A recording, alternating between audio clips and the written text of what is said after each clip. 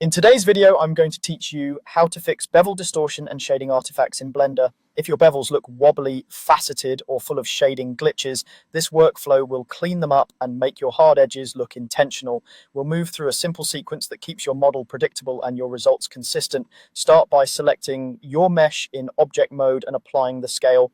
Press Ctrl+A and choose Apply Scale. When objects are scaled non-uniformly, the bevel width gets interpreted differently on each axis.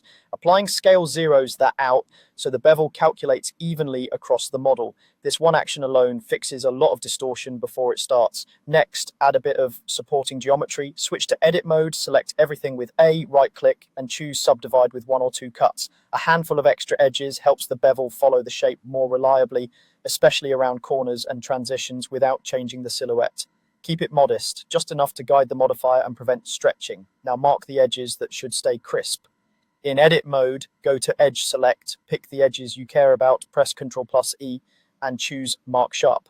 This doesn't create a bevel by itself, it tells Blender which edges must remain tight in shading. It's a clear signal that helps separate your hard breaks from the areas you want softened by the bevel.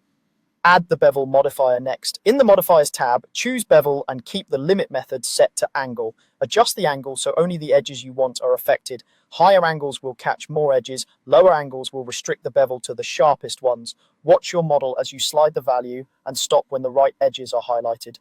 Increase the segments slowly. Set segments to 2 or 3.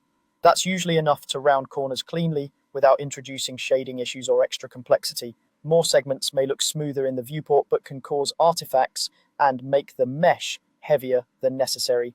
To clean up shading, enable harden normals in the bevel modifier. Then go to Object Data Properties, open normals, and turn on Auto Smooth. This aligns the normals to respect the bevel while keeping marked edges crisp, removing most pinching and gradients that shouldn't be there. Finally, avoid overlapping bevels. If the amount is too large, edges can collide and produce glitches.